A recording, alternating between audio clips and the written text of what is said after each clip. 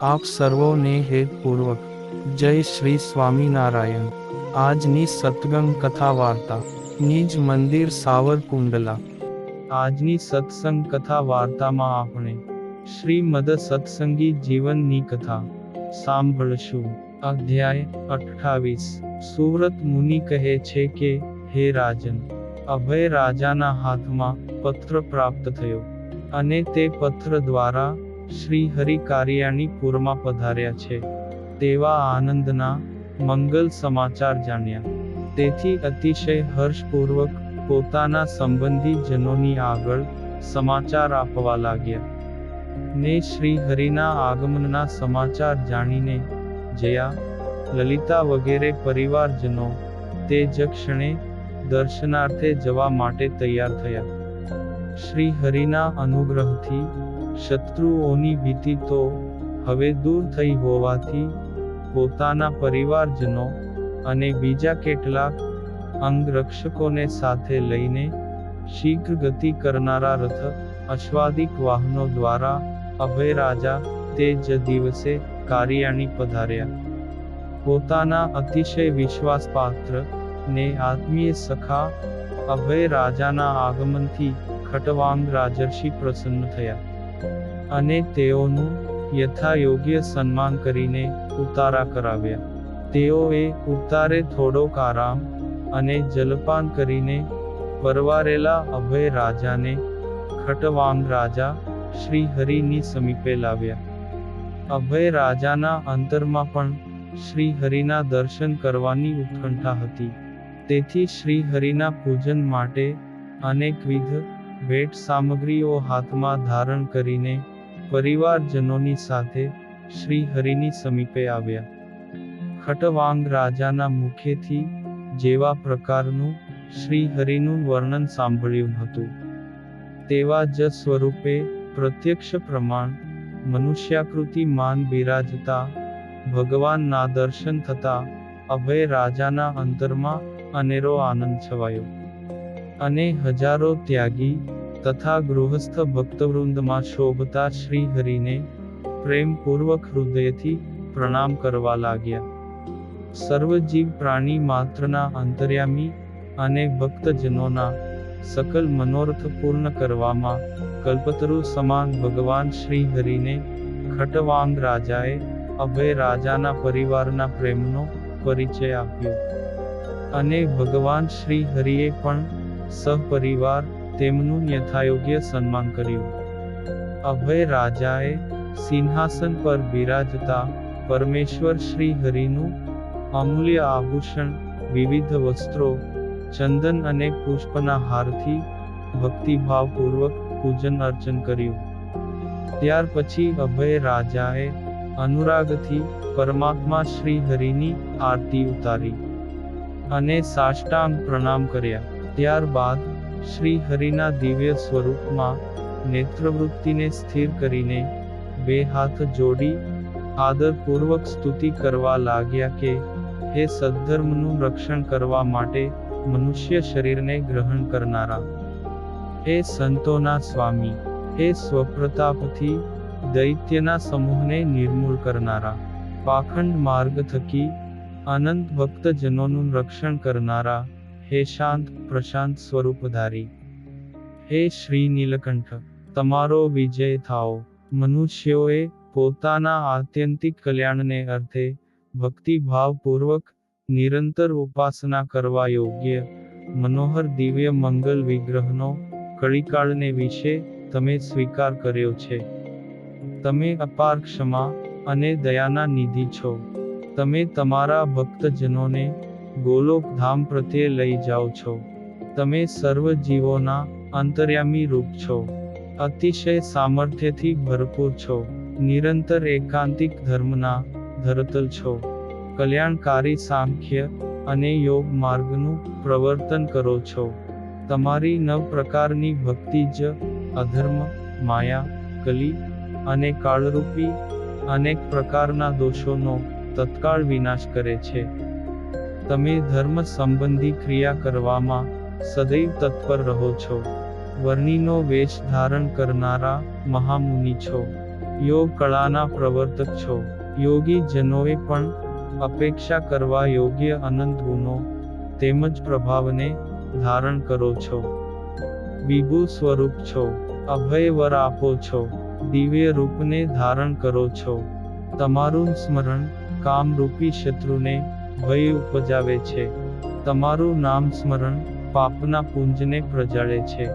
તમારો જ્ઞાન ઉપદેશ અજ્ઞાનનો વિનાશ કરે છે. તમે હરિપ્રસાદ વિપ્રના પુત્ર હરિકૃષ્ણ છો. શ્રી કૃષ્ણ છો. સર્વના સ્વામી, સર્વના નિયંતા, નૈષ્ઠિક તપસ્વીઓના સ્વામી અને સાક્ષાત નારાયણ છો. પ્રેમવતીના પુત્ર પ્રશાંત મૂર્તિ છો. ને પ્રભાવશાળી દિવ્ય ચરિત્રોને વિસ્તારો છો. સર્વતંત્ર સ્વતંત્ર છો. બ્રહ્મર્ષિ અને રાજર્ષિઓ પણ તમારા ચરણ કમળનું સેવન કરે છે. વળી આપ સ્વયં પ્રભુ છો. ને સ્વામિનારાયણ નામને ધારણ કરો છો. અને ગુરુઓના ગુરુ છો. હે નીલકંઠ, સંસાર રૂપી સાગર માં ડૂબેલા અગણિત આત્માઓને જોઈ તમારા હૃદયમાં કરુણા ઉત્પન્ન થઈ.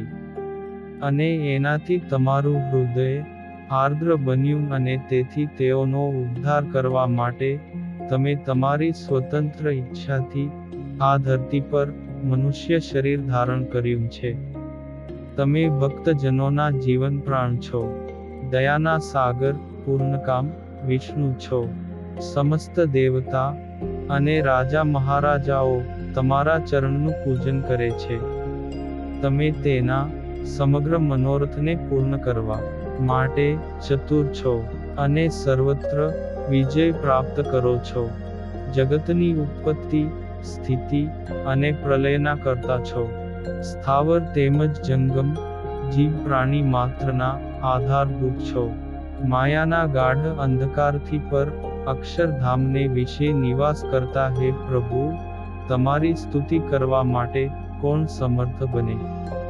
હે ભગવન, તમે સંસાર રૂપી દાવાનળથી બળતા જીવાત્માઓને શાંતિ આપો છો. સર્વ સુખના ધામ છો. અમે તમારી પાસે એ વર માગીએ છીએ કે અપાર કરુણાથી દ્રષ્ટિ ગોચર કરાવેલા આ તમારા દિવ્ય મંગલ વિગ્રહને વિશે અમારું મન સદૈવ આસક્ત રહે. તમારા આ મુખારવિંદને વિશે અમારો મનરૂપી ભમરો સદૈવ સંલગ્ન રહો. જે મુખારવિંદ અપાર કરુણાથી સ્વતઃ સ્વાભાવિક રીતે પ્રસરતા મંદ મંદ હાસ્યના કિરણોથી દેદીપ્યમાન છે. કર્ણમાં ધારણ કરેલા મકરાકાર કુંડળની કાંતિથી યુક્ત કપોળ વડે શોભાયમાન છે. તથા પાઘમાં લટકતા અનેકવિધ પુષ્પના તોરાઓની પંક્તિથી વદન શોભી રહ્યું છે. તમારા એ મુખ ચંદ્રને વિશે અમારા નેત્રો રૂપી ચકોર પક્ષીઓ સદૈવ રમણ કરો. જે મુખ ચંદ્ર અક્ષત અને કુમકુમના ચાંદલા એ સહિત ઉર્ધ્વપુંડ્ર તિલકથી રમ્ય છે. સુંદર વાંકડી ભ્રુકુટીથી તેમજ કર્ણ પર્યંત વિસ્તૃત નેત્રથી શોભી રહ્યું છે. સુવ્રત મુનિ કહે છે કે, હે રાજન, અભય રાજા વગેરે પરિવારજનોની સ્તુતિથી શ્રી હરિ અતિશય પ્રસન્ન થયા. અને ભક્તવત્સલ ભગવાને તેઓને મુમુક્ષુજનોને ઈચ્છનીય અભય દાન આપ્યું. દુર્ગપુર પધારવાની પ્રાર્થના સ્વીકારી ને ત્યારબાદ અભય રાજા શ્રી હરિને પ્રણામ કરી પ્રાર્થના પૂર્વક કહેવા લાગ્યા કે, હે સ્વામી, હું તમારા ચરણનો સેવક છું. તમે મારો મનોરથ પૂર્ણ કરો. હે ભગવન, અનુચરોએ સહિત તમને મારા દુર્ગપુર માન લઈ જવાની ઈચ્છાથી હું સહપરિવાર અહીં તમારી પાસે આવ્યો છું. તો કૃપા કરીને મારું આમંત્રણ સ્વીકારો. આવા અભય રાજાના વચનો સાંભળીને ભગવાન શ્રી હરિ કહેવા લાગ્યા કે, હે રાજન, તમારો અને તમારા પરિવારજનોના વિશુદ્ધ હૃદયના ભાવને હું સમજું છું. હું તમારા પૂર પ્રત્યે જરૂર પધારીશ. તેમાં કોઈ પ્રકારનો સંશય નથી. પરંતુ વસંત પંચમીના ઉત્સવ સુધી કારિયાણી ગામે રહેવાની મેં ખટવાંગ રાજા પાસે પ્રતિજ્ઞા કરી છે. માટે હું અત્યારે ત્યાં આવી શકું તેમ નથી. પરંતુ હે પૃથ્વીપતિ, ત્યાર પછીના સમયમાં હું મુનિમંડળે સહિત દુર્ગપુર પધારીશ અને ત્યાં પુષ્પ દોલોત્સવ કરીશ. તેમાં કોઈ સંશય નથી. સુવ્રત મુનિ કહે છે કે, હે રાજન, શ્રી હરિના વચનો સાંભળીને અભય રાજા તેમને કહેવા લાગ્યા કે, હે પ્રભુ, તમે જ્યાં સુધી નહીં પધારો ત્યાં સુધી હું મારા પરિવારજનોની સાથે અહીં જ નિવાસ કરીને રહીશ અને તમારી સાથે જ દુર્ગપુર આવીશ. આ પ્રમાણે ભગવાન શ્રી હરિને કહી તેમને ગઢપુર લઈ જવા માટે દ્રઢ સંકલ્પ કરીને અભય રાજા શ્રી હરિની રજાથી સ્ત્રી, પુત્ર, પુત્રી વગેરે પરિવારજનોની સાથે કારિયાણી ગામમાં જ રહ્યા.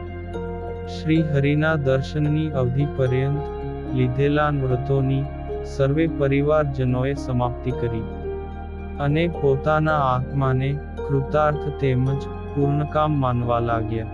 અભય રાજાએ ગૃહકાર્યાર્થે ગાલવ નામના પોતાના શાળાને ગઢપુર રવાના કર્યો અને સ્વયં શ્રી હરિની સેવામાં પ્રતિદિન તત્પર બન્યા. ખટવાંગ રાજાના ભવનમાં નિવાસ કરતા ભગવાન શ્રી સ્વામિનારાયણે સર્વજીવ પ્રાણી માત્રને સુખ ઉપજાવે તેવું સુંદર તળાવ ગળાવ્યું. તેને અર્થે ઉદાર બુદ્ધિમાન ખટવાંગ રાજર્ષિએ સુવર્ણ, રૂપુ, રત્ન, ધન વગેરે જે કાની ધન સંપત્તિ હતી તે બધી શ્રી હરિના ચરણમાં સમર્પિત કરી. અને પછી ભગવાન શ્રી હરિએ પીપલાણા ગામની પેઠે મનુષ્યોને વિસ્મય પમાડે તેવો મહાવિષ્ણુ યાગ કારિયાણી ગામમાં ઉજવ્યો. હે રાજન, આ ઉત્સવમાં અનેક પ્રકારની ભેટ સામગ્રીઓ લઈને દેશ દેશાંતરથી હજારો હરિભક્તજનો આવવા લાગ્યા અને શ્રી હરિના દર્શન કરીને પરમ હર્ષ પામ્યા. ભગવાન શ્રી હરિએ મહાવિષ્ણુ યાગને વિશે સોમલા ખાચર, સુરા ખાચર, માતરા ધાધલ, અલૈયા ખાચર, જીવા ખાચર વગેરે ક્ષત્રિય ભક્તોને મુખ્ય કાર્ય કરવા માટે નિમણૂક કરી. વર્ણિરાજ શ્રી હરિએ લાડુ, જલેબી આદિક અનેક પ્રકારના સ્વાદિષ્ટ ભોજનો તથા સુવર્ણ વગેરે દક્ષિણાથી અનેક બ્રાહ્મણોને સંતુષ્ટ કર્યા. ભગવાન શ્રી હરિએ હજારો વેદજ્ઞ બ્રાહ્મણોને પ્રસન્ન કરીને અનેક પ્રકારની સામગ્રીઓથી ભરપૂર મહારુદ્રયાગ પણ ત્યાં ઉજવ્યો. કાળના વેગથી વિનાશ પામતા ધર્મસેતુના રક્ષક ભગવાન શ્રી હરિએ વસંત પંચમીની પવિત્ર તિથિએ રુદ્રયાગની સમાપ્તિ કરીને અનેક પ્રકારના ભોજન, દાન અને દક્ષિણાથી સંતોષ પામેલા વિપ્રો, યજ્ઞના દર્શન કરનારા મનુષ્યો તથા ધનવાન મનુષ્યો શ્રી હરિના અનુપમ યશનું ચારેય દિશાઓમાં ગાન કરવા લાગ્યા. એ યશો ગાન સાંભળીને તો ભૂતળના ભૂપાળો પણ અત્યંત વિસ્મય પામ્યા. ઇતિ શ્રીમદ સત્સંગી જીવને નારાયણ ચરિત્રે ધર્મશાસ્ત્રે દ્વિતીય પ્રકરણે કારિયાણી ગામે ભગવાન શ્રી સ્વામિનારાયણ અને ગઢપુરપતિ અભય રાજાનું પ્રથમ મિલન, પૂજન અને સ્તવનના નિરૂપણ નામે 28મો અધ્યાય સંપૂર્ણ. અને હવે પછીની કથા વાર્તા આપણે આગળના ભાગમાં સાંભળશું. અત્યારે આપ સર્વોને ભાવથી જય શ્રી સ્વામિનારાયણ.